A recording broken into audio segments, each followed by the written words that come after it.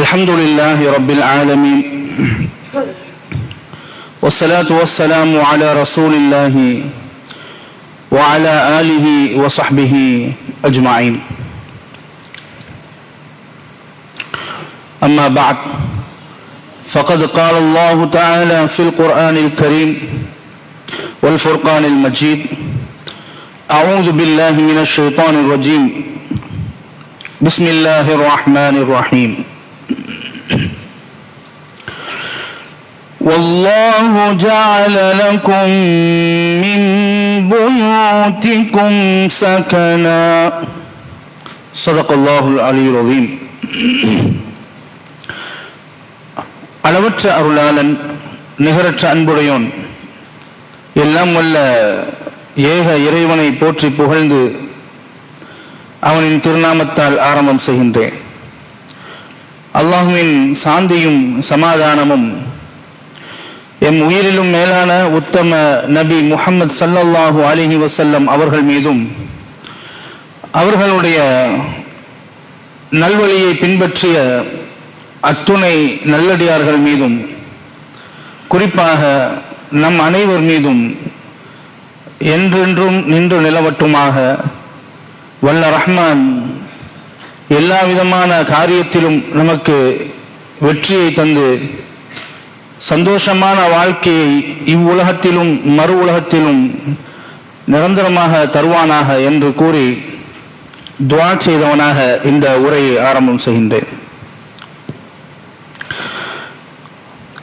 அருமையான அல்லாஹுவின் நல்லடியார்களே, சகோதரர்களே, அல்லாஹு ஹக்கு சுப்ஹானஹு வ தஆலா இந்த உலகத்திலே நமக்கு வாழ்வதற்கு வீடுகளை கொடுக்கின்றான், உணவளிக்கின்றான். அவன் கொடுக்கக்கூடிய அந்த வீடுகள் அது சொந்த வீடாக இருந்தாலும் சரி, அல்லது வாடகைக்கு நாம் இருக்கக்கூடிய வீடுகளாக இருந்தாலும் சரி, அந்த வீடுகள் ஒரு இஸ்லாமிய கண்ணோட்டத்திலே எப்படி இருக்க வேண்டும் என்பதை பற்றியும் அதை எப்படி அமைத்துக் கொள்வது என்பதை பற்றியும் சிந்திக்கக்கூடிய உரையாக இன்றைய உரை அமையும் என்பதை ஆரம்பமாக சொல்லிக் கொள்கின்றேன். இன்றைய காலகட்டத்தில்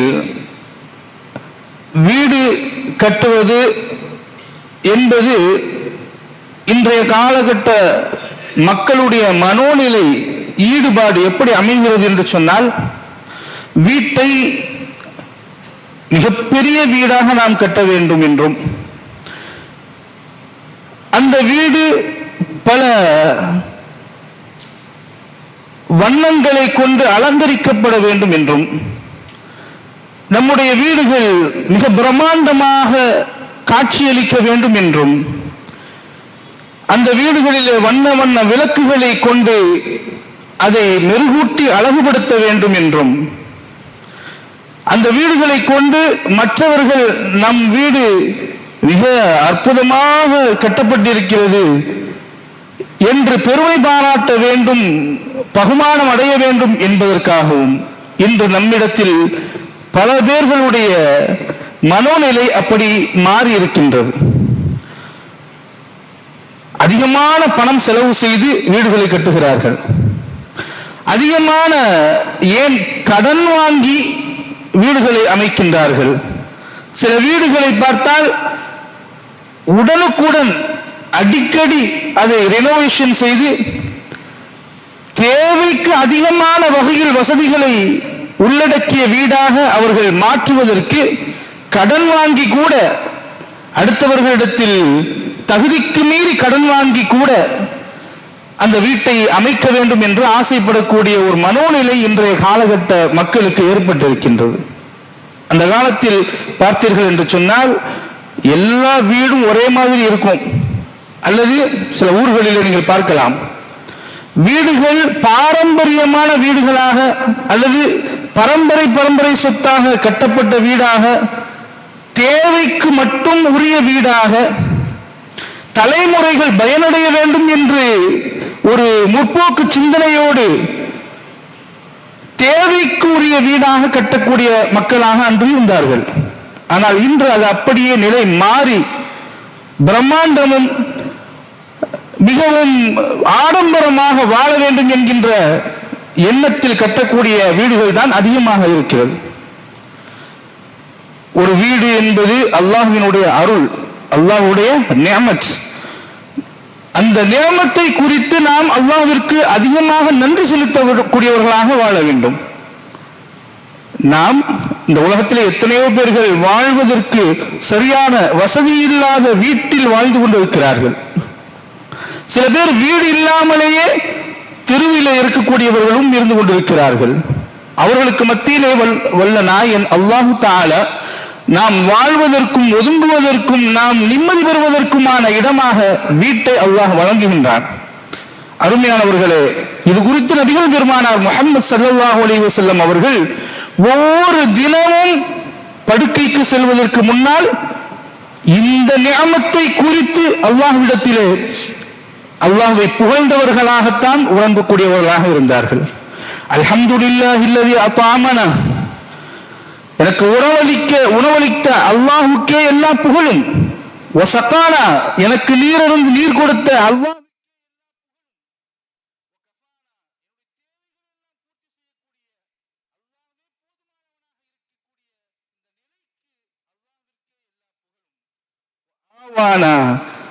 எனக்கு ஒதுங்குவதற்கும் நிம்மதி பெறுவதற்கும் எனக்கு ஒரு நல்ல வீட்டை ஒதுங்கும் இடத்தை தருகின்றானே அல்லாஹ்வுக்கே எல்லா புகழும் என்று சொல்லிவிட்டு ஃபகம் மிம்மன் லா காஃபிய லஹு, எத்தனையோ பேருக்கு தங்கள் தேவைகளை பூர்த்தி செய்யக்கூடிய வசதி இல்லாமல் எவ்வளவு பேர்கள் இருக்கிறார்களே, வலா முவி, வீடு ஒதுங்கக்கூடிய இடமில்லாதவர்களாக இருக்கிறார்களே என்று சிந்தித்தவர்களாக, கவலை கொண்டவர்களாக, பெருமானார் ஸல்லல்லாஹு அலைஹி வஸல்லம் அவர்கள் கவலையை பதிவு செய்தவர்களாக, அல்லாஹ்வை புகழ்ந்தவர்களாக, அல்லாஹ் கொடுத்த அந்த நியாமத்திற்கு நன்றி செலுத்தியவர்களாக ஒவ்வொரு தினத்தையும் கழித்திருக்கிறார்கள் என்றால் நாம் அல்லாஹ்விற்கு எவ்வளவு நன்றிக்குரியவர்களாக நாம் வாழ வேண்டும். வீடு என்பது எதற்கு?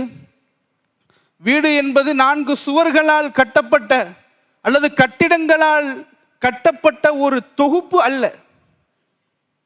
ஒருவருடைய வீடும் பாசமும் நேசமும் அன்பும் பரிவும் நல்ல விஷயங்களை கொண்டும் நிர்மாணிக்கப்பட்ட அல்லது உயர்த்தப்பட்ட கட்டிடங்களை கொண்டதற்கு பெயர்தான் வீடு. அதனாலதான் ஆங்கிலத்தில் ஹவுஸுக்கும் ஹோமுக்கும் டிஃபரெண்ட் சொல்லுவாங்க. ஹவுஸ் என்றால் வெறும் கற்களால் சிமெண்ட்களால் பூசப்பட்ட ஒரு கட்டிடம் மட்டும்தான். ஹோம் என்றால் குடும்பம் என்கின்ற அழகிய ஒரு விஷயத்தை கொண்டு, உறவுகளை கொண்டு, நல்ல காரியங்களை கொண்டு, பாசத்தையும் அன்பையும் நேசத்தையும் உள்ளடக்கிய ஒரு விஷயத்திற்கு பெயர்தான் குடும்பம் என்று சொல்லுவார்கள், வீடு என்று சொல்லுவார், ஹோம். அருமையானவர்களே, எனவே ஒருவருடைய வீடு எதற்காக அமைகிறது? அந்த வீடு என்பது ஒரு மனிதனுடைய அடையாளம். எனக்குன்னு ஒரு அட்ரஸ், எனக்கு ஒரு முகவரி என்னுடைய வீடு. நான் வேலைக்கு சென்று விட்டு திரும்ப வருவதற்குரிய உரிய இடம். வேலையில் எனக்கு எத்தனையோ பழு இருக்கும், எத்தனையோ கவலை இருக்கும், எத்தனையோ சேலஞ்சஸ் நான் ஃபேஸ் பண்ணக்கூடிய நிலையிலிருந்து நான் ஒதுங்கி வந்து என்னுடைய வீட்டிற்கு நிம்மதியாக எனக்கு ஒதுங்கக்கூடிய ஒரு இடம் இருக்கிறது என்பதனுடைய ஆதரவை கொண்டுதான் நான் வெளியில் செல்லுகின்றேன். நான் வீட்டுக்கு வந்தால் எனக்கு அங்கு நிம்மதி கிடைக்கக்கூடிய இடமாக எனக்கு அந்த வீடு அமைய வேண்டும். ஒரு ஆபத்தான ஒரு சூழல் ஏற்படுகிறது என்றால், உதாரணத்திற்கு நாம் எதிர்கொண்ட நோய் காலம், தொற்று நோய் ஏற்பட்ட அந்த காலகட்டத்தில் நாம் பார்க்கலாம், ஒவ்வொருவரும் வீட்டோடு இருக்க வேண்டிய சூழ்நிலை உருவாகி, வீடு இல்லை என்றால் நாம் எங்கு போவோம்? ஒரு வெள்ளம் ஏற்படுகிறது என்றால் வீடு நமக்கு தேவைப்படுகிறது. ஒரு அசம்பாவிதம் ஏற்படுகிறது என்றால் நாம் ஒதுங்குவதற்கு நமக்கு பாதுகாப்பான ஒரு இடம் தேவைப்படுகிறது. வெளியில் கலவரம் ஏற்பட்டால், சண்டை சச்சரவு ஏற்பட்டால் நாம் நிம்மதி அடைவதற்கும் பதுங்குவதற்கும் ஒரு இடம் நமக்கு தேவைப்படுகிறது. அப்படிப்பட்ட இடமாக இந்த வீடு அமைகிறது. அது மட்டுமல்ல, உறவுகள் சங்கமிக்கப்பட்டு, உறவுகள் அண்ணன் தம்பி அத்தா அம்மா மனைவி மக்கள் பிள்ளைகள், பேரப்பிள்ளைகள் என்று நம்முடைய அந்த உறவு முறைகள் சங்கமிக்கின்ற ஒரு இடமாகவும், அந்த உறவு மீது அன்பு பாராட்டக்கூடிய ஒரு இடமாகவும், உறவுகளோடு மகிழக்கூடிய ஒரு இடமாகவும் நமக்கு வீடு அமைகின்றது. ஒரு மனிதன் அவனுடைய வளர்ச்சியினுடைய ஒரு அடையாளமாக இந்த வீடு அமைகிறது. நான் படித்தேன், வேலைக்கு போனேன், சம்பாதிச்சேன், நான் ஒரு வீடு கட்டினேன்னா அது எனக்கு ஒரு பெருமையாக நான் பார்க்கின்றேன். இப்படி ஒவ்வொரு மனிதனுக்கும் வீடு என்பது மிக முக்கியமான ஒரு இடத்தை பெறக்கூடியதாக அமைகின்றது. இந்த வீடை பற்றி திருக்குர்ஆன் உடைய கண்ணோட்டத்தை நான் உங்களுக்கு சொல்லுகின்றேன்.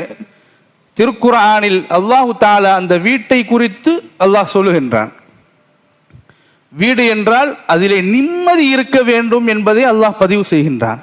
வல்லாஹு ஜஅல லகும் மின் புயூதிகும் சகனா. அல்லாஹ் உங்களுக்கு உங்களுடைய வீடுகளிலே அல்லாஹ் ரப்பல் ஆலமீன் அதை ஒரு அமைதி தளமாக ஆக்கியிருக்கின்றான் என்று சொல்லுகின்றான். நினைத்து பாருங்கள், வீடு என்பது நிம்மதி அடையக்கூடிய ஒரு இடமாக இருந்தால்தான் அந்த வீட்டினுடைய நோக்கம் நிறைவேறும். அல்லாஹ் அப்படிப்பட்ட நோக்கத்தை கொண்டதாகத்தான் ஒரு வீடு அமைய வேண்டும் என்பதை அல்லாஹ் சொல்லுகின்றான். இன்னொரு இடத்தில் அல்லாஹ் சொல்லும் பொழுது சொல்கின்றான், லஹும் தாருஸ் ஸலாம், அமைதியினுடைய இல்லம், சாந்தி இல்லம், அமைதி ஏற்படக்கூடிய இல்லம் என்று அல்லாஹு தஆலா வீட்டை வர்ணிக்கின்றான். அந்த வீடு சொர்க்கவாசிகளை குறித்து அல்லாஹ் சொல்லுகின்ற பொழுது லஹும் தாருஸ் ஸலாம், அவர்களுக்கு நிம்மதியான இடம் உண்டு என்று சொல்கின்றதை பார்க்கும் பொழுது, ஒரு வீடு நிம்மதியாக இருக்கிறது என்றால் அது சொர்க்கத்திற்கு சமம் என்பதை அல்லாஹ் இங்கு நமக்கு பதிய வைக்கின்றான். அருமையானவர்களே, நிம்மதியான வீடாக இருக்க வேண்டும் என்றால் என்ன செய்வது? எப்படி அந்த நிம்மதியான வீட்டை நாம் நம்முடைய வாழும் காலத்திலே நம்முடைய வீட்டை அப்படி அமைத்துக் கொள்வது என்பதற்குரிய சில விஷயங்களை உங்களோடு நான் பகிர்ந்து கொள்கின்றேன். முதலாவதாக, ஒரு வீடு நிம்மதியான வீடாக இருக்க வேண்டும் என்று சொன்னால் அது சுத்தம் சுகாதாரம் உடைய வீடாக இருக்க வேண்டும். வீட்டை குப்பை மேடாக போட்டு வைக்கக்கூடாது. நிறைய பேர் பெரிய அளவுல வீடு பணம் செலவழித்து மிகப்பெரிய பிரம்மாண்டமான பங்களா கட்டியிருப்பாங்க. ஆனால் அவங்க வீட்டுக்குள்ள போனன்னு சொன்னா அந்த பாத்ரூம்குள்ள கழிவறை கிட்ட போக முடியாது, சமையலறை கிட்ட போக முடியாது, அல்லது படுக்கை அறையில் உள்ள தலையணை மற்றும் மெத்தைகளை பார்த்தோம் என்று சொன்னால் அவ்வளவு கேவலமாக அசுத்தமானதாக இருக்கும். இது ஒரு வீடா? இவ்வளவு காசு போட்டு கட்டிய அந்த வீட்டிலே நீ அதை பராமரிக்கவில்லை என்று சொன்னால், சுத்தமாக வைத்திருக்கவில்லை என்று சொன்னால் அது வீடு அல்ல, அது உனக்கு நிம்மதி தரக்கூடிய வீடு அல்ல. அல்லாஹ் ரப்பல் ஆலமீன் நபி இப்ராஹிம் அலைஹிஸ்ஸலாம் அவர்களுக்கும் இஸ்மாயில் அலைஹிஸ்ஸலாம் அவர்களுக்கும் ஒரு கட்டளை ஒன்றை பிறப்பிக்கின்றான். காபத்துல்லாவை கட்டினது யாருங்க? இப்ராஹிம் அலைஹிஸ்ஸலாம், இஸ்மாயில் அலைஹிஸ்ஸலாம் அவர்கள் புனர் நிர்மாணம் செய்து அந்த காபத்துல்லாவை கட்டினார்கள். அல்லாஹ் கட்டிவிட்டு மக்களை அந்த அல்லாஹ்வினுடைய ஆலயத்தின் பக்கம் அழைக்குமாறு சொல்லிவிட்டு அல்லாஹ் சொல்லுகின்றான், வஅஹிதுனா இலா இப்ராஹீம வ இஸ்மாயில் அன் தஹிரா பைத்திய லித்தாயிஃபீன வல் ஆகிஃபீன வர்ருக்கஇஸ் சுஜூத். அல்லாஹ் சொல்லுகின்றான், நாம் இப்ராஹிம் அவர்களுக்கும் இஸ்மாயில் அலைஹிஸ்ஸலாம் அவர்களுக்கும் நாம் சொன்னோம், நீங்கள் இந்த ஆலயத்தை கட்டியதற்கு பிறகு, மக்களை அழைத்ததற்கு பிறகு, அன் தஹிரா பைத்திய லித்தாயிஃபீன், அந்த காபத்துல்லாவிற்கு தொழ வருபவர்கள், அதாவது தவாஃப் செய்பவர்களுக்கும், அவர்கள் தங்கியிருந்து ஏத்திகாஃப் இருப்பதற்கும், அங்கு ருக்கு செய்யக்கூடியவர்களுக்கும், சுஜூது செய்பவர்களுக்கும், இதை நாடி வரக்கூடியவர்களுக்கும் வசதியாக இந்த ஆலயத்தை சுத்தமாக இருவரும் வைத்திருக்க வேண்டும் என்கின்ற கட்டளையை அல்லாஹ் ரப்பல் ஆலமீன் அவர்களுக்கு பிறப்பிக்கின்றார். அதனாலதான் இன்னைக்கும் நீங்க பாத்தீங்கன்னா காபத்துல்லா, அதாவது ஹரம் ஷெரீஃப்ல சுத்தம் செய்வதற்கு அப்ப கிளீன் பண்ணிக்கிட்டே இருப்பாங்க. சுத்தம் அழுக்கு அடைவதற்கு விட மாட்டார்கள், சுத்தம் செய்து கொண்டே இருப்பார்கள். அதற்கென்று தனி டீம் வைத்து சிறப்பாக செய்து கொண்டிருப்பதை நீங்கள் அங்கு செல்லக்கூடியவர்கள் பார்க்க முடியும். இது அல்லாஹ்வுடைய கட்டளை. அதாவது அல்லாஹ் இன்னொரு இடத்துல மஸ்ஜித் கூபாவை பற்றி சொல்லுகின்ற பொழுது மஸ்ஜித் கூபாவுடைய பெருமையை சொல்லக்கூடிய ஒரு வசனம் குர்ஆனில் வருகிறது. லமஸ்ஜிதுன் உஸ்ஸிஸ அலா தக்வா மின் அவ்வலி யௌமின் அஹக்க அன் தகூம ஃபீஹி ரிஜாலுன் யுஹிப்பூன அன் யததஹரு வல்லாஹு யுஹிப்புல் முத்தஹிரீன். அல்லாஹ் சொல்றான், மஸ்ஜிதுன் உஸ்ஸிஸ அலா தக்வா, அல்லாஹ்வுடைய இறை அச்சத்தின் அடிப்படையில் கட்டப்பட்ட முதல் அந்த பள்ளிவாசல் இருக்குது, கூபா பள்ளி. அந்த பள்ளிவாசல் அதுதான் தொழுவதற்கு மிகச் சிறந்த இடம் என்று அல்லாஹ் அந்த இடத்தை சொல்லிட்டு சொல்லுகின்றான், ஃபீஹி ரிஜாலுன், அங்க மக்கள் எப்படிப்பட்டவங்கன்னா யுஹிப்பூன அன் யததஹரு, அவர்கள் உள ரீதியாகவும் அகத்திலும் புறத்திலும் அவர்கள் சுத்தத்தை நாடக்கூடியவர்களாக இருப்பார்கள். இன்னல்லாஹ யுஹிப்புல் முத்தஹிரீன், அல்லாஹ் நிச்சயமாக சுத்தமானவர்களை, சுத்தம் செய்பவர்களை அல்லாஹ் விரும்புகிறான் என்பதை அல்லாஹ் ரப்பல் ஆலமீனுடைய அந்த வசனத்தை நாம் படிக்கின்ற பொழுது சுத்தம் என்பது வீட்டிற்கு எவ்வளவு முக்கியமானது என்பதை நாம் புரிந்து கொள்கின்றோம். அன்றைய காலகட்டத்தில் மழை ஜலம் கழித்தால் கூட அப்படியே எழுந்து செல்லக்கூடியவர்களாக இருந்திருக்கிறார்கள். அல்லாஹ்வின் தூதர் ஸல்லல்லாஹு அலைஹி வஸல்லம் அவர்கள் இந்த ஆயத்திற்கு ஒரு விளக்கத்தை அந்த ஒரு சஹாபியிடத்திலே கேட்கிறார்கள். அதாவது சஹாபியிடத்திலே சொல்லுகிறார்கள், இப்படி கேள்வி கேட்கிறார்கள், ரசூலுல்லாஹ் உங்களை பற்றி, இந்த கூபா வாசிகளை பற்றி அல்லாஹ் தஆலா இப்படி புகழ்ந்து சொல்றானே, சுத்தத்தை பற்றி புகழ்ந்திருக்கிறானே அப்படின்னு கேட்கும் பொழுது அந்த சஹாபி சொல்லுகிறார், ஆமா, எங்களிடத்தில் மழை ஜலம் கழித்தால் கூட அப்படியே எழுந்து செல்லக்கூடிய ஒரு வழக்கம் இருந்தது, ஆனால் நாங்கள் சுத்தம் செய்பவர்களாக இருந்தோம் என்பதை சொன்னதுடன் ஹாதா ஹுவ ஹாதா, ரசூலுல்லாஹ் சொன்னார்கள், அதுதான் அல்லாஹ் புகழ்ந்ததற்கு காரணம், அல்லாஹ்விற்கு சுத்தம் என்பது மிக விருப்பமானது என்பதை நபிகள் நாயகம் ஸல்லல்லாஹு அலைஹி வஸல்லம் அவர்கள் சொன்னார்கள். எனவே இஸ்லாம் ஒரு மார்க்கம் தான். நீங்க உலகத்தில் எத்தனையோ சித்தாந்தங்கள், எத்தனையோ நல்ல சித்தாந்தங்களை நீங்கள் பார்த்திருக்கலாம், அவர்கள் எல்லாம் சொல்லக்கூடியதை கேட்டிருக்கலாம். அதாவது உள சுத்தம் தான் முக்கியம், புற சுத்தம் இல்லை என்றாலும் பரவாயில்லை. அதாவது வெளிப்படையா சுத்தமா இல்லாட்டாலும் பரவாயில்லை, உள்ளம் சுத்தமா இருந்தா போதும் அப்படின்றத நீங்க எல்லாம் கேள்விப்பட்டிருக்கலாம். ஆனால் இஸ்லாம் மட்டும்தான் உள சுத்தத்தையும் புறச்சுத்தத்தையும், அதாவது அகச்சுத்தத்தையும் வெளிச்சுத்தத்தையும் வலியுறுத்தக்கூடிய ஒரு மார்க்கமாக அல்லாஹ்வுடைய மார்க்கம் அமைந்திருக்கிறது. யா அய்யுஹல் முத்தஸ்ஸிர் கும் ஃபஅன்திர், அல்லாஹ் எழுப்புகிறான் ரசூலுல்லாஹ்வை, கும் ஃபஅன்திர், நீங்க போய் அல்லாஹ் எல்லா இடத்துலயும் போய் சொல்லுங்க, அல்லாஹ்வை பற்றியும் மார்க்கத்தை பற்றியும் எச்சரியுங்கள். வஸியாபக ஃபதஹிர், உடைய ஆடைகளை சுத்தமாக வைத்துக் கொள்ளுங்கள். யாருக்கு? உலகத்திற்கு இஸ்லாத்தை சொல்ல தன்னுடைய நபியை அவன் தூண்டுகின்ற பொழுது ஆரம்பமாக அல்லாஹ் தஆலா மிக முக்கியமாக சுத்தத்தை நினைவு கூறுகிறான் என்று சொன்னால், தாவாவிற்கும் இஸ்லாமிய அடிப்படை கோட்பாடுகளுக்கும் சுத்தம் என்பது மிக முக்கியம். எனவே ஒருவருடைய வீடு எவ்வளவு சுத்தமாக இருக்கிறதோ அங்கு நிம்மதி இருக்கும் என்பதை நாம் புரிந்து கொள்கின்றோம். ரசூலுல்லாஹி ஸல்லல்லாஹு அலைஹி வஸல்லம் அவர்கள் கான ரசூலுல்லாஹ் இதா தஹல பைத்துஹு பதஅ பிஸ்ஸிவாக், வீட்டுக்குள்ள நுழைந்து விட்டால் பெருமானார் மிஸ்வாக்கை எடுத்து மிஸ்வாக்கை சுத்தம் செய்து கொள்வார்கள் வாயை. எந்த விதத்திலும் பெருமானார் சுத்தத்தில் இருந்து நகன்று விடவில்லை, தானும் செய்து காட்டி மக்களையும் செய்வதற்கு ஏவினார்கள். அப்படிப்பட்ட பூமான் நபி ஸல்லல்லாஹு அலைஹி வஸல்லம் அவர்கள் காட்டி தந்த அற்புதமான வழி ஈமானில் பாதி சுத்தம். இந்த சுத்தத்தை இருந்தால் ஒருவருடைய வீடு அது ஒரு நல்ல வீடு என்பதை நாம் புரிந்து கொள்ளலாம். இரண்டாவது, நிம்மதியான ஒரு வீட்டிற்கு அடுத்த ஒரு அடையாளம் இரண்டாவது என்னவென்றால், அந்த வீட்டில் இருக்கக்கூடியவர்கள் அனுசரணையோடும் நல்ல பண்போடும் அனுசரணையோடும் உபசரிப்போடும் இருக்க வேண்டும்.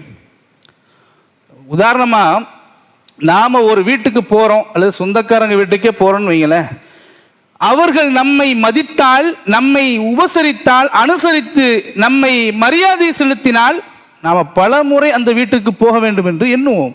இது மனிதனுடைய இயற்கையான ஒரு இயல்பு. அதுபோல நாம் நம்முடைய வீட்டிற்கு வரக்கூடியவர்களையும் நம்முடைய வீட்டில் வசிப்பவர்களையும் நம்ம வீட்டில் இருக்கக்கூடிய பெற்றோர்களையும் நம்முடைய உறவினர்களையும் உடன் பிறந்தவர்களையும் நாத்தனாராக இருக்கட்டும், மனைவியாக இருக்கட்டும், நம்முடைய பிள்ளைகளாக இருக்கட்டும், பேர குழந்தைகளாக இருக்கட்டும், நம்முடைய மூதாதையர்களை தாத்தா பாட்டியா இருக்கட்டும், அவர்களை நல்ல முறையில் மதித்து அனுசரித்து மதிப்பு கொடுத்து வாழக்கூடிய ஒரு வீடுதான் மனிதர்கள் வசிக்கின்ற வீடு. மற்ற வீடுகள் எல்லாம் வெறும் கல்லும் மண்ணும் தான். இந்த உறவுகள் பரிமாறப்பட்டால் தான், பெற்றவர்களை மதிக்கக்கூடிய வீடாக அது இருந்தால்தான் அது உண்மையான வீடு. பெற்றவங்க ஏதோ ஒரு மூலையில ஒரு ரூமை கொடுத்துருவாங்க, அந்த ரூமை விட்டு அவர் வெளியவும் வரக்கூடாது, அந்த வீட்டுக்கு தட்டு மட்டும் ஜெயில் கைதிக்கு போற மாதிரி போகும். எத்தனை வீடுகளை நாம் பார்க்கிறோம். அல்லாஹ் பாதுகாக்க வேண்டும். தன்னுடைய இரத்தத்தை கொடுத்து வளர்த்து வாலிபமாக்கி படிப்பு கொடுத்து எல்லா நன்மைகளையும் செய்த பெற்றோர்களுக்கு இன்று பல வீடுகளிலே இப்படி ஒரு நிலை. காரணம், என் பிள்ளைக்கு ஏதாவது நோய் தொற்றிடும், வயசானவங்க கஷ்டப்படுறாங்க, அவங்க மூத்திரமும் அதுவுமா இருப்பாங்க, அதை போய் என்னுடைய குழந்தைக்கு தொற்றும் நோய். நீ ஒரு நாள் நாளை அந்த நிலைக்கு மாறுகின்ற பொழுதுதான் அல்லாஹ் உனக்கு காண்பிப்பான். உன்னுடைய பிள்ளைகளின் மூலமாக அல்லாஹ் ஒரு வட்டத்தை அப்படி வைத்திருக்கின்றான். நீ எப்படி நடக்கின்றாயோ அது போன்று நீ நடத்தப்படுவாய். நாளை நீ பெற்றவர்களை மதிக்கின்றாயா, நாளை உன்னுடைய பெற்றவர்களை நீ பெற்றவர்கள் உன்னை மதிக்கக்கூடிய நிலையை அல்லாஹ் உருவாக்கி தருவான். வீட்டில் வேலைக்காரங்களை மதிக்கிறது கிடையாது, வேலைக்காரர்களை அவ்வளவு இழிவாக நினைப்பது பெருமானா காட்டி தந்த வழி அல்லவே அது. நபிகள் பெருமானா ஸல்லல்லாஹு அலைஹி வஸல்லம் அவர்கள் நீங்கள் உண்ணுகின்ற உணவிலிருந்து அவர்களுக்கு கொடுங்கள் என்று சொன்னார்கள் இல்லையா? உழைப்பவர்களுடைய கைகளை பிடித்து முத்தமிட்டார்கள் இல்லையா நபிகள் நாயகம் ஸல்லல்லாஹு அலைஹி வஸல்லம் அவர்கள்? ஏழைகளுக்கும் பானைகளுக்கும் நலிவடைந்தவர்களுக்குமாக நின்று போராடியவர்கள் இல்லையா? அப்படிப்பட்ட பூமா நபி ஸல்லல்லாஹு அலைஹி வஸல்லம் அவருடைய உம்மத்தாக இருக்கக்கூடிய நம்மில் பல பேர் பெற்றவர்களை மதிப்பதில்லை, வீட்டில் இருப்பவர்களை உதாசீனப்படுத்துவது, வேலை செய்யக்கூடியவர்களை மதிப்பதில்லை, அவர்களை அடிமைகளாக பார்ப்பது. அடிமை விலங்கை ஒடித்த பெருமானார் ஸல்லல்லாஹு அலைஹி வஸல்லம் அவர்களுடைய உம்மத்தில் பிறந்த நாம் அப்படி இருக்கலாமா? அல்லாஹ் நம்மை பாதுகாப்பானாக.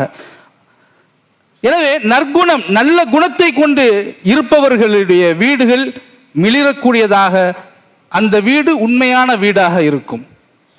எந்த அளவுக்கு என்று சொன்னால், அப்துல்லாஹ் இப்னு முபாரக் ரஹ்மத்துல்லாஹி அலைஹி அவர்களுடைய வீட்டை பக்கத்து வீட்டில் ஒரு யூதன் இருந்தான்.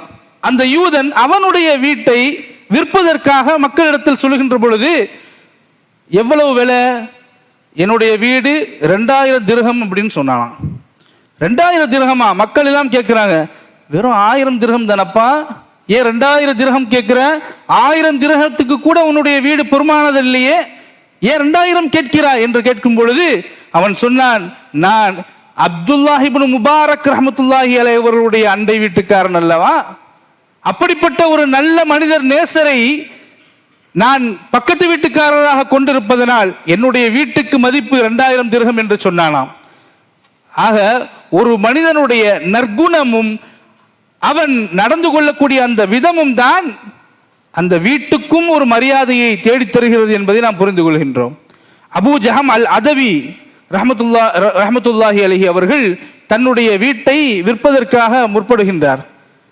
பிறகு அவருடைய அந்த எண்ணத்தை மாற்றிக்கொள்கின்றார். மக்கள் கேட்கிறார்கள், ஏன் என்று சொன்னால், ஏன் விற்கவில்லை என்று கேட்கின்ற பொழுது அவர்கள் சொல்லுகிறார்கள், நான் ஏன் விற்கவில்லை என்றால், சயீத் இப்னு ஆஸ் ரலியல்லாஹு தஆலா அன்ஹு அவர்கள் என்னுடைய அண்டை வீட்டுக்காரர், பக்கத்து வீட்டுக்காரர், இப்படிப்பட்ட ஒரு நல்ல மனிதரை நான் எப்படி விட்டு தருவேன்? ஏனென்றால் அவர் நான் இருந்தாலும் சென்றாலும் சும்மா வீட்டில் உட்கார்ந்தாலும் என்னிடத்தில் வந்து என்னை நலம் விசாரிப்பவர்களாக இருப்பார்கள். நான் போகும்பொழுது வீட்டை விட்டு வெளியே போயிட்டேன்னு சொன்னா என்னுடைய வீட்டுக்கு ஒரு பாதுகாவலராக அவர் இருப்பார். அவர் வீட்டில் என்ன நடந்தாலும் எனக்கு கொடுப்பார். அவர்கள் என்னோடு எந்த சிரமமும் இல்லாமல் மிகச் சிறப்பாக என்னுடன் நல்ல முறையில் நடந்து கொண்டார். என்னை நலம் விசாரிப்பார், எனக்கு வாழ்த்துக்களை பரிமாறுவார், எனக்காக துஆ செய்வார், என்னுடைய நல்லது கெட்டது இன்பங்களிலே அவர் பகிர்ந்து கொள்வார், அதை பங்கெடுத்துக் கொள்வார் என்றெல்லாம். அப்படிப்பட்ட ஒருவரை நான் எப்படி விட்டு தருவேன் என்று சொன்னார்.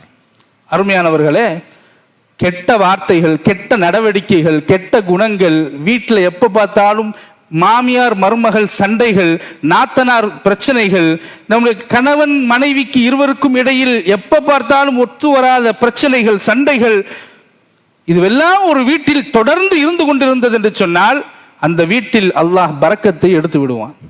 அந்த வீட்டிலே பரக்கத்துள்ள வீடாக அது கருதப்படாது. மலக்குமார்கள் வந்து செல்லக்கூடிய இடமாக அது ஆகாது. அப்படிப்பட்ட நிலையில் இருந்து நம்முடைய வீடு தவிர்ந்து இருக்க வேண்டும். அப்பொழுதுதான் அது உண்மையான பாசமும் நேசமும் நிறைந்த ஒரு வீடு. இல்லை என்றால் அது வெறும் கல்லால் மண்ணால் ஆன வெறும் கூடு. அருமையானவர்களே, அடுத்து மூன்றாவதாக நிம்மதியான ஒரு வாழ்க்கைக்கு, நிம்மதியான ஒரு குடும்பம், ஒரு வீட்டிற்கு என்ன தேவை என்றால் நற்செயல்கள் நடைபெறக்கூடிய இடமாக அது அமைய வேண்டும். நற்செயல்கள் நடைபெறக்கூடிய இடமாக அந்த வீடு இருக்க வேண்டும்.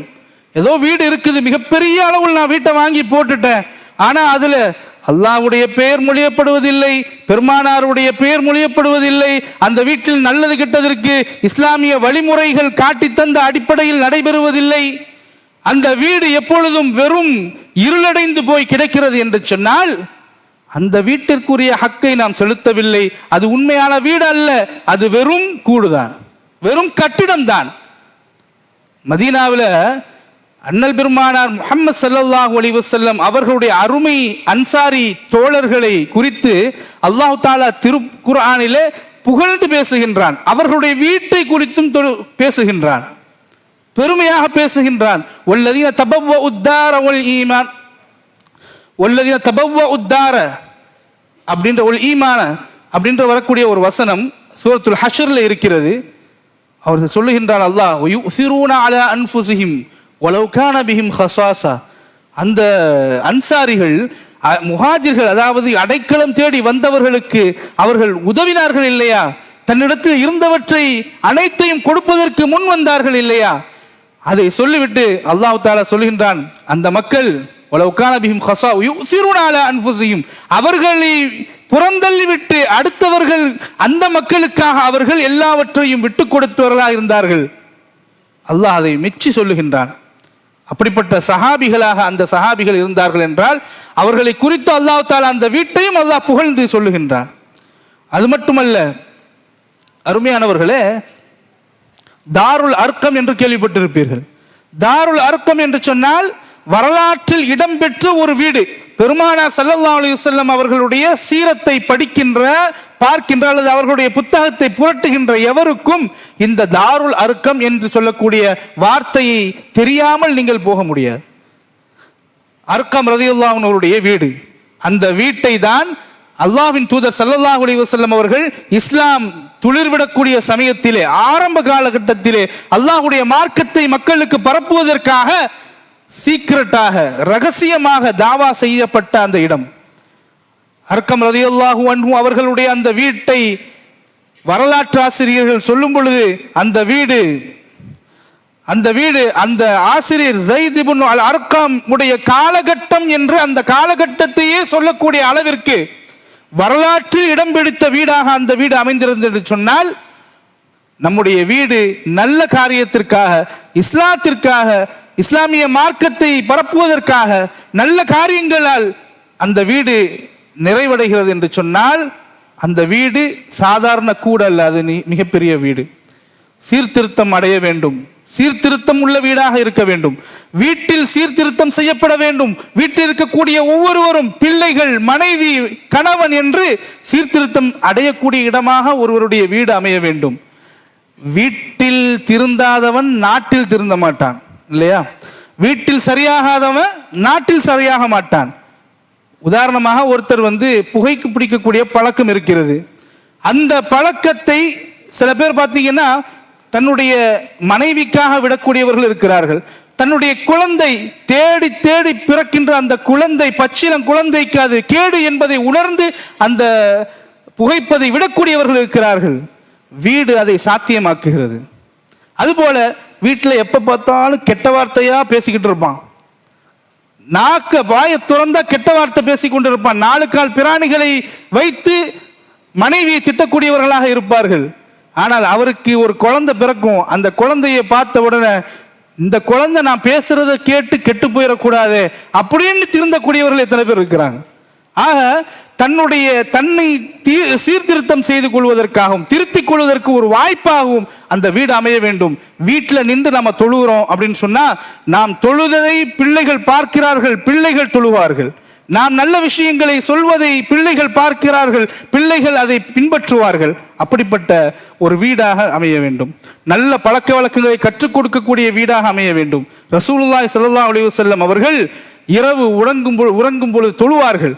பெருமானார் ஸல்லல்லாஹு அலைஹி வஸல்லம் அவர்கள் அந்த தொழுகைக்கு அவர்களும் தொழுவார்கள். காலையில் தன்னுடைய மனைவியையும் எழுப்பி தொழ வைப்பார்கள். ஃபைதா அவுத்தர கால கூமி ஃபௌத்திரியா ஆயிஷா, ஆயிஷாவே எழுந்து தொழுங்கள் என்று சொல்லுவார்கள். பெருமானார் ஸல்லல்லாஹு அலைஹி வஸல்லம் அவர்கள் குடும்பத்தின் மீது எவ்வளவு அக்கறையோடு இருந்திருக்கிறார்கள் என்பதை நாம் பார்க்க வேண்டும். அந்த அக்கறை நமக்கும் இருக்க வேண்டும். நபிகள் பெருமானார் ஸல்லல்லாஹு அலைஹி வஸல்லம் அவர்கள் எந்த ஒரு கணவன் தன்னுடைய மனைவியை தொழுவதற்காக எழுப்பி அந்த எழுப்பக்கூடிய அந்த கணவனுக்கு மறுத்து நான் விட்டுருங்கன்னு சொல்லி தூங்குறாங்கல்ல, அந்த மனைவிக்கு முகத்துல போய் தண்ணியை லைட்டா தெளிச்சு அந்த மனைவியை எழுப்பி தொழ வைக்கிறார் இல்லையா, அந்த மனிதனுக்கு ரசூலுல்லாஹி ஸல்லல்லாஹு அலைஹி வஸல்லம் சொல்லுகிறார்கள், ரஹிமல்லாஹு ரஜுலன் காம மினல் லைலி ஃபஸல்லா ஃபைக்கத இம்ராஅத்தஹு ஃபஸல்லத் ஃபஇன் அபத் நதஹ ஃபீ வஜிஹா அல்மா. தண்ணியை தெளிச்சாவது எழுப்பி விடுறார் இல்லையா, அவருக்கு ரசூலுல்லாஹி ஸல்லல்லாஹு அலைஹி வஸல்லம் சொன்னார்கள், அல்லாஹு தஆலா அவர்கள் மீது ரஹமத்தை கொடுப்பாயாக என்று அல்லாஹ் தூதர் ஸல்லல்லாஹு அலைஹி வஸல்லம் அவர்கள் கேட்கிறார். அதுபோல கணவனுக்கு மட்டுமல்ல, மனைவி ஒரு சீர்திருத்தம் செய்து தன்னுடைய குடும்பத்தை நல்ல கேர் எடுத்துக் கொள்ளக்கூடிய அந்த மனைவியை சாலிஹான மனைவி என்பது பெருமானார் ஸல்லல்லாஹு அலைஹி வஸல்லம் அவர்கள் புகழாரம் சூட்டினார்கள் என்பதை நாம் பார்க்கின்றோம். அதனால வீட்டில், இதனாலதான் இஸ்லாம் நஃபில் தொழுகையை வீட்டில் தொழுமாறு சொல்லியிருக்கிறார்கள். நஃபில் தொழுகையை வீட்டில் தொழுதுட்டு வாங்க, பள்ளிவாசலுக்கு போய் பரதான தொழுகையை தொழுவுங்க. ஒரு கம்யூனிட்டி பில்டிங் ஏற்படும், மக்களோட சமூகத்தோடு நல்ல முறையில் நீங்கள் பழகக்கூடிய வாய்ப்பு, ஒரு பலம், சகோதரத்துவம் உருவாகும். நீங்க பள்ளியில போய் தொழுதீங்கன்னா, வீட்டில் நீங்க தொழுதீங்கன்னா, ஏன் ரசூலுல்லாஹ் வீட்டில் தொழ சொன்னாங்க? வீட்டில் நீங்கள் தொழுதால் முதல்ல அல்லாஹுவை நினைவு கூறக்கூடிய இடமாக வீடு அமையும். இரண்டாவது, ஷைத்தான் அங்கிருந்து வெளியேற்றப்படுவான், மலக்குமார்கள் வரக்கூடிய இடமாக அமையும். மூன்று, குடும்பத்திற்கு ஒரு முன்மாதிரியாக அது அமையும். நாலாவது, தொழுகையை சரியாக தொழுவதற்கு கற்றுக் கொடுக்கக்கூடிய இடமாக அமையும். ஐந்து, முகஸ்துதிக்காக தொழாமல், ரியாவுக்காக தொழாமல் அல்லாவுக்காக தொழக்கூடியவர்களாக அமையும். என்ன, வீட்டில் இருந்து தொழுகிறா இல்லையா, மக்களுக்காக அல்ல. இப்படியாக அல்லாஹ்வின் தூதர் ஸல்லல்லாஹு அலைஹி வஸல்லம் அவர்கள் தொழுகையை, நஃபிலான தொழுகை வீட்டில் தொழுங்கள் என்று ஆர்வமூட்டியிருக்கிறார்கள். அருமையானவர்களே, நம்ம பெருசா மிகப்பெரிய வீடை கட்டி பெரிய பங்களா கட்டுறதுல எந்த பிரயோஜனமும் இல்லை. ஆனால் அது ரூஹானியத்தாக அமல்கள் நடைபெற்று நான் சொன்ன இந்த வழிமுறைகள் படி இருந்தால் அது நல்ல வீடு. எனவேதான் நாம் மறுமையினுடைய வீட்டை, இந்த எவ்வளவு பெரிய இந்த காலத்து இந்த உலகத்தில் வீடு வைத்திருந்தாலும் மறுமையினுடைய வீடு நிரந்தரமான வீடு, வலதாருல் ஆகிரத்து கைர், அதுதான் சிறப்பான வீடு. வலநிஅம தாருல் முத்தகீன், முத்தகீன்களுடைய வீடு, அந்த வீட்டை நாம் அல்லாஹ்விடத்தில் கேட்க வேண்டும். நாம் பெரிய வீடா கட்டிட்டு என்று பெருமை அடிக்கக்கூடிய நிலை நமக்கு வரக்கூடியது. ஏன்னா காரூன் அப்படி அந்த நிலையில் இருந்தான். அவனை ஃபகஸஃப்னா பிஹில் அர்த், நான் அவனை மண்ணில் புதைய வைத்தோம், ஒபிதாரிஹி, அவனுடைய வீட்டையும் சேர்த்து நான் புதைத்தோம் என்று அல்லாஹ் சொல்லுகின்றான். அப்படிப்பட்ட நிலை இல்லாமல் அல்லாஹ்வுடைய ஃபதுலை நம்பிக்கை கொண்டு புகழ்ந்த சுலைமான் அலைஹிஸ்ஸலாம் அவர்கள் ஹாதா மின் ஃபதுலி ரப்பி என்று சொன்னார்களே, அல்லாஹ்வுடைய அருட்கொடை என்று சொன்னார்களே, அப்படிப்பட்ட நன்றி உள்ளத்தோடு அல்லாஹ்வுடைய ஃபதுலை நினைவு கூறக்கூடியவர்களாக நாம் நம்முடைய உள்ளத்தில் அதை ஆழமாக பதிய வைத்து இறைவனை புகழ்வோமாக. அப்படிப்பட்ட வீடாக நம்முடைய வீட்டை அல்லாஹ் ஆக்கி இந்த உலகத்திலும் மறு உலகத்திலும் சிறப்பான ஒரு குடும்பத்தை கொண்ட சிறப்பான வீடாக அல்லாஹ் ஆக்கி அருள் புரிவானாக. வாஹிர் தாவானா அல்ஹம்துலில்லாஹி ரப்பில் ஆலமீன். அஸ்ஸலாமு அலைக்கும் வரஹ்மத்துல்லாஹி வபரகாத்துஹு.